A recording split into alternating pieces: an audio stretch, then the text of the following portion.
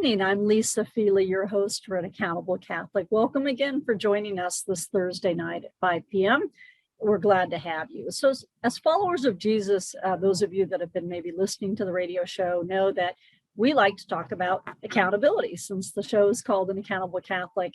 And tonight I have a wonderful person on with me that is going to be discussing accountability and all the decisions that he and his team have to make every day for thousands and thousands of our students. So Dr. Greg Monroe was on with us, superintendent of our Catholic schools here in the, I guess I should say half of our state, right? Dr. Monroe, so good evening. Thank you so much for joining me. Thank you, Lisa. It's a pleasure to be here, and hello to all of your listeners. It is always a pleasure being able to talk about Catholic education on different media forums, and we are a large part of North Carolina Catholic life. We cover 19 schools. We have 9 schools right here in the Charlotte region where our office and the bishop's office is located, but we go all the way up to Greensboro and Winston-Salem, all the way out to Asheville, and then down to Hendersonville. So we cover a large part of the state. We have about 7,600 individuals in our school that we serve, and we've got a great team, especially this year. It's been a challenging year, but we've seen a lot of fruits come out of it.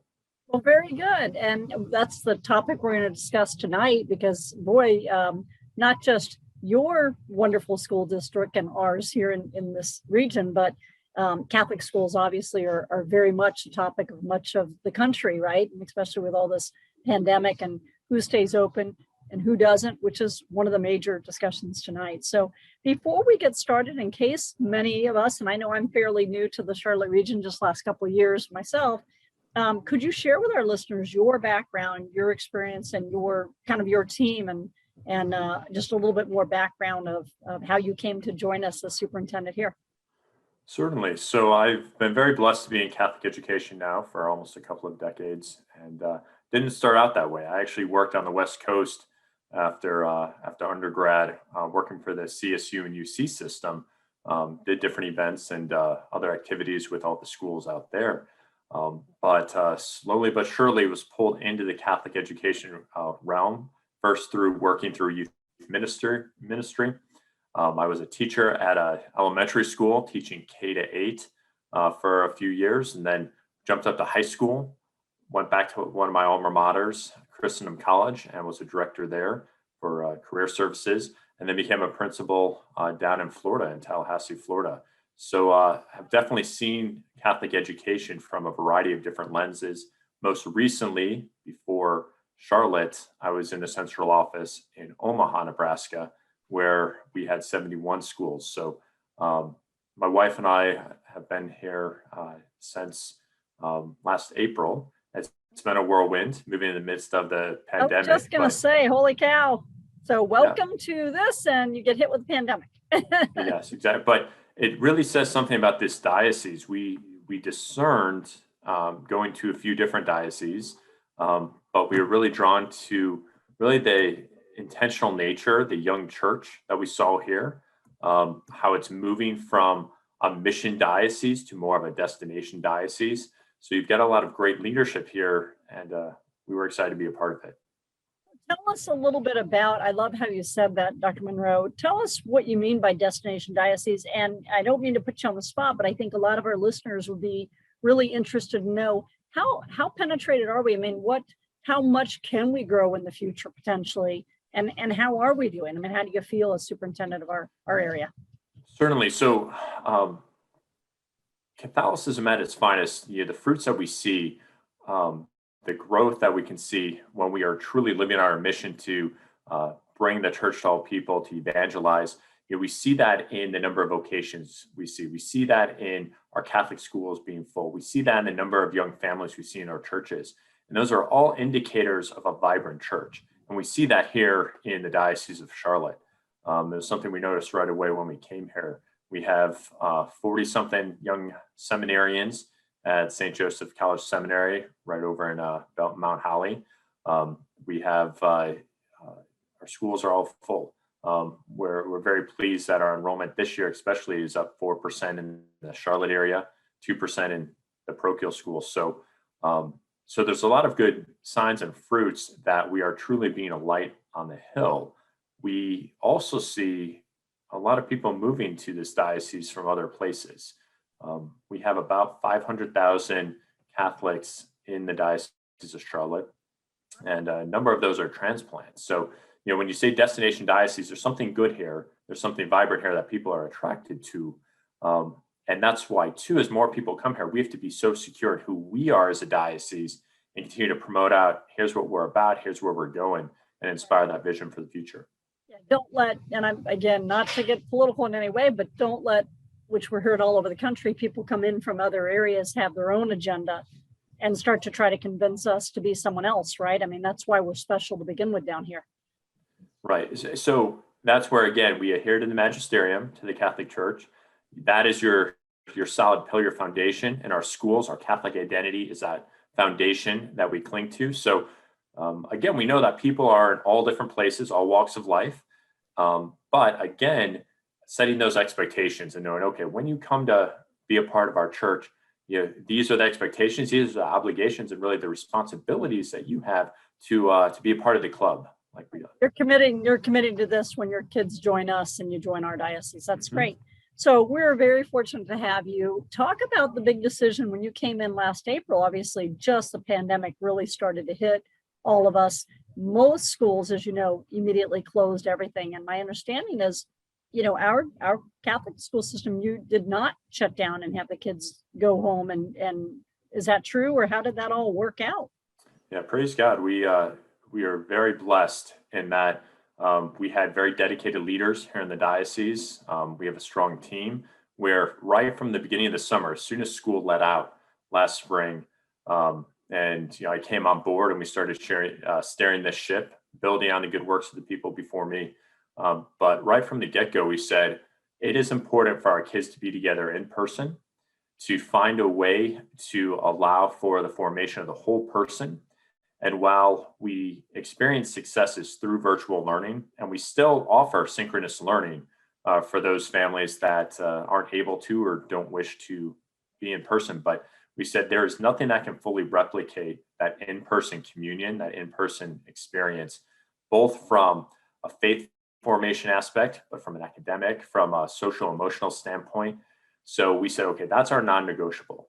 Tying it back to our mission and our identity, to bring Christ to others and to look at the dignity of the human soul as a complete package, we had to start with that. So what we did is we said, okay, well, if that's our end goal, to be together in person, what steps do we need to take in order to achieve that? So the first thing we recognized was it had to be all in.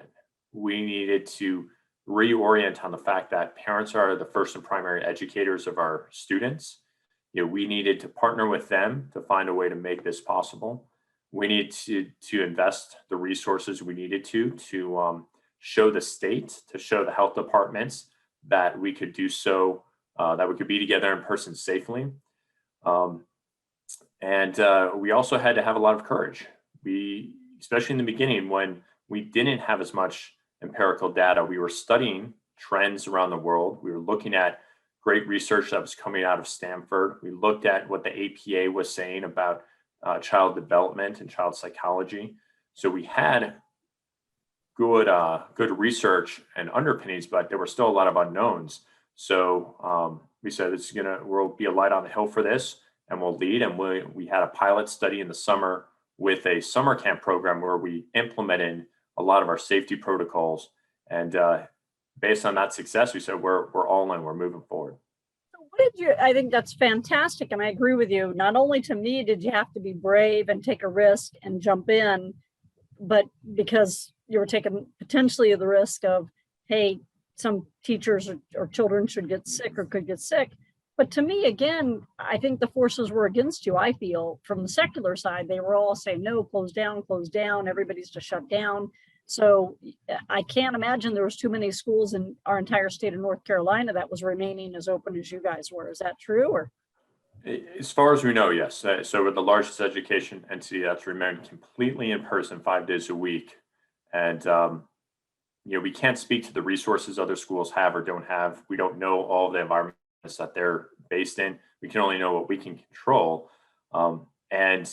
I will say, to give credit to our school leadership and our teachers and our bus drivers, our after school care, everyone who was a part of it, they all knew this was important. So they're all behind our mission, thank goodness. Right. Yep. What did you and your team determine would be those success factors, I guess, Dr. Monroe? Did you determine, okay, if we hit this fulcrum, if for some reason something happens, then we go more to hybrid? I mean, do you feel like, it feels like it worked really well and you've been very successful. Yeah, we're very fortunate. We've been able to lead now 8 months in. And since we started at the beginning of the school year, we've had to pivot at a couple of our schools to online learning, but just for a brief period of maybe a week at a time or a couple of days. Because what we did is at the beginning, we said, okay, well, it is tough to know what the truth is because we were getting conflicting messaging from different places. We were trying to figure out, okay, well, what are the metrics we need to follow? And even those were tough to ascertain looking at what was out there. So what we did is we developed our own metric and our own matrix, knowing that we could be very agile and nimble in when, where, and how we shifted learning models. And we said, okay, first and foremost priority is in person, but if we reach 2% in 2% positivity, we'll shift online for a period of time, minimize that, and then return in person. So we have tweaked that a little bit. Per class, Dr. Monroe, or per school? Per school. Okay. Yeah, so per school. And what we've seen, Lisa, is we've seen little to no school spread since we started the school year. We've seen very few cases of positivity. And from the very beginning of the school year, 8 months ago, we've seen about 2% of our school population contract COVID. And of the people that have, they've recovered fully and are doing well. So mostly teachers or students? Because obviously this whole contract tracing didn't even start coming out that I could see, because I spent a lot of time in healthcare until like May or June even. So, we didn't know to even do that back in March and April. Right. And we started contract tracing right from the beginning. So we said, okay, we'll do this right from the start. Again, just to minimize any risk, but also show the state and the health department, who we've had a good relationship with, and we want to show them, look, we know what we're doing. We did take the initiative on that. So as far as actual breakdown of students versus teachers, it's been a mix. It really has. And we've had a number of asymptomatic cases as well, where somebody in the family tested positive. So even though they didn't have symptoms, they tested positive as well. But again, 8 months in, we can say that it was successful. And now we're looking at thoughtful ways to roll back some of the multiple safety protocols we have, now that we have more baseline data of what works. The screenings that we did at the beginning of the school day, that really did not catch anybody with COVID. So we had it in place at the beginning, not knowing everything, but we're rolling that out. We're phasing that out. So we will slowly, our end goal is getting back to as normal a learning experience as possible. We'll slowly start to return to that area. That's great. Well, we're going to go to a quick break here, and then we'll come right back and finish discussing this wonderful topic. I think, again, a lot of people are interested. Boy, how did you do it?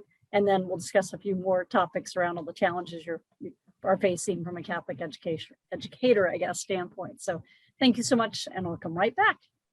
Thank you.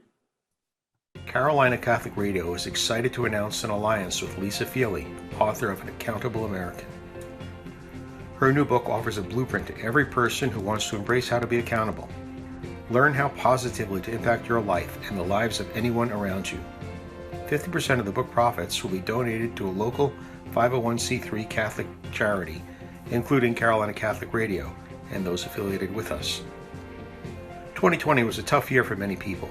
Consider donating to charity by buying a copy of An Accountable American, just $20 on our website. Achieving accountability is a great way to start the new year. If you want to learn how to achieve enlightenment, peace, and prosperity, this is a great start.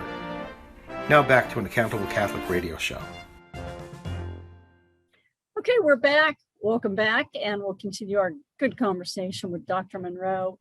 So, Dr. Monroe, you did a great job bringing us up to speed on how you and your team kept the school going. And less than 2% positive COVID tests and stuff, and it didn't really interfere too much, which is fantastic news. So I think everyone, at least around our MSA and half the state, feels it was very successful for you and your school district. The question I guess I'm interested in, and I think many of our listeners would be interested in, is how's everyone reacting? What kind of feedback are you getting from your parents? How are the teachers? You know, again, you hear about teachers all over the country that were scared to death and they didn't want to be forced to come back. And then how are the students, which I think is our main focal point? How are those students doing and liking it? So let's start right there with the students. The students are overjoyed to be back with their friends. Every school you go into that I've talked to all the students, the ones I've interviewed on camera, they all say, thank you so much for finding a way to make this work. Because again, this is their future. These are such formational years. And as a Catholic school, our goal is to prepare them and form them, not just for college, but for life and ultimately heaven. And so this is an opportunity for them to come together with their friends, grow together, learn together. So they're very happy. The other stakeholders you mentioned, we have found it very important ever since the beginning. We started this process of discerning how to work through this year successfully. We did not want to found anything on subjective opinions or feelings, because there's a lot of fear out there. There's a lot of misinformation out there. So from the get-go, we said, okay, we need objective data to make our decisions. So we polled parents, we polled the teachers. And as far as the teachers, again, so grateful that they can fulfill their mission as educators. They are essential to the ecclesial mission of the church. And they are the ones that do the heavy lifting day in and day out in the trenches of the classrooms, being a witness of Christ to those students. It doesn't matter what subject they teach, they are that first and foremost witness of our Catholic identity. So our teachers are overjoyed to be back. They're very tired though, because again, in order to move through the school year, we've had to put in place different protocols and different parameters and different schedules. So, and they're juggling some of those synchronous learners. Again, we serve students and we serve families. And there are some students and families that it just wasn't the right fit for them to be in the classroom this year. So we wanted to be servant mindset, have a servant mindset where we did that synchronous learning. So you're doing both. I mean, so you're almost doing double duty at times for those teachers. Yeah. Yes. And we've been trying to find ways to give more time back to the teachers, to find ways to appreciate. Our PTOs have stepped in to show their appreciation via goodies and volunteering and financially giving different things. So, and then for your parents, you know, our parents were the stakeholder group where, again, we work with them in this communion partnership, and they're very pleased with how things are going. We were curious because we did see a number of new families come in this year. They saw what we had and what they were not receiving in whatever educational environment they were in before they reached us, and wanted to be a part of that. And we were very clear from the get-go that our choice to be in person was what was best for the whole child's development. We see each individual soul as a unique creature in the eyes of God. So one of the fruits of COVID has been an increase in Catholic schools, but that wasn't why we did what we did. Going back to the parents, though, they have all been very, very happy with what we're doing. We're going to see great retention. When people come to our schools, they fall in love with what they find. And so our retention is going to be wonderful for this upcoming year. We're going through enrollment again, and it's such a great witness and evangelization tool to bring in families who maybe have considered Catholic education in the past, but had never taken the plunge. And now they're with us and they said, wow, I can't imagine going anywhere else. That's fantastic. So hopefully we have a high retention. So then that brings me going a little bit off topic, but still back to you having to make a lot of very important decisions. And this whole pandemic, not only the pandemic, but I think the whole thing with a shift in our, national administration and the divisiveness of our nation. I mean, there's just so much culminating, I guess, that the pandemic, in my mind, and everyone, I travel a lot, and everyone I talk to it just exacerbated it all, right? I mean, so all of a sudden you've got, a very divided country, a lot of different opinions, a lot of emotion. You said earlier, everyone making decision emotions, and you add a pandemic just to mix up the pot even more and cause more heartache. And then you have the decline of Catholic education, which we'll talk about in another show that we'll do. But how are you and your teachers addressing all these different crises? I'm going to call them crises, hitting our young children, right? Hitting our students. So how to do this, how to deal with the fact that people are rewriting American history. People are, wanting to say males and females are all alike and we should all be in everybody's bathrooms and everybody's sports. And, now even the Vatican having to come out and clarify, look, we can't, talk about blessing marriage among certain groups of people. I mean, it seems so challenging for our superintendents, for our teachers to try to help our students of the Catholic faith and of Christian faith to understand where God's truth and light is in everyday curriculum anymore. I mean, we weren't faced with that when I was a kid. How are you and your team dealing with all that, Dr. Monroe? Yeah, that's a great question. And again, this pandemic has brought to light how important it is for us to double down on our mission, to double down on who we are, why we exist, what the purpose of a Catholic education is. And again, we are preparing students holistically, completely, body, mind, soul, to reach heaven. That is our goal. And as we tell our students, we want them to seek perfection. When they are seeking Christ, they are seeking the true, the good, the beautiful, and they are seeking that excellence. And so whether it's athletics, academics, the arts, their faith life, we want them to pursue excellence and all that. So that then, yes, as a fruit of that, they will be successful if they decide to go off into college or the trades or whatever vocational path they take. But ultimately, it's focused and oriented on the right reasons. So again, as a Catholic school, we can't always control everything that goes on in the world. What we can control is what happens within our doors. And so there, we've just really recognized how countercultural we are. This pandemic has brought that to light. I mentioned in the beginning, it's taken courage on the part of many good people here in the diocese to say, look, we are truly looking out for the good of our students and our families, because ultimately we know that they are precious in the eyes of God. They're made for a greater purpose. They're going to do great things, and they are called to evangelize and witness that in everything they do. So these things that you mentioned, these things that erode the core tenets and beliefs of our Catholic faith, of our Catholic schools, that's why it's so important that we cling tightly to here's who we are, here's why we believe, and understand how to defend that. So I'll let you end because I think it's so important. What would be your message for parents considering, Dr. Monroe, do I want to put my second, third, fourth grader in Catholic education? Or aside from I guess sometimes obviously we can always, it seems we do a great job as a country. I think overall the Catholic schools, I shouldn't say we, but being a Catholic and very strong supporter of our schools, we find a good way to help them from a scholarship standpoint of the money side. So that aside, what is your message as to why they should really consider more than ever, I think, if you're Christian or Catholic, to bring your children or consider a Catholic education? Yeah. So there's a lot of good research out there talking about how they'll be better citizens, they'll be more service minded, they'll achieve higher academic levels, they'll go on to be more successful financially if they come to our schools or receive more scholarship.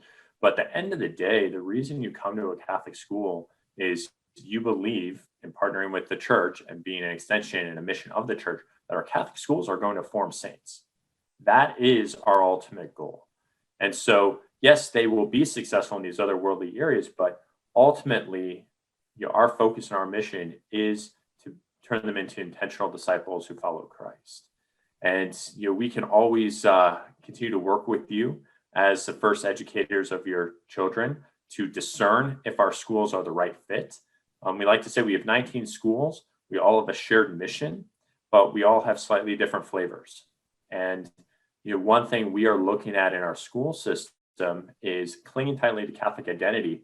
How do we be a school where all can feel welcome, knowing the expectations, of course, following the parameters we set up, but how can they go on and be successful if they decide to follow the trades, if they decide to go on to a college education, if they are looking and discerning a religious life?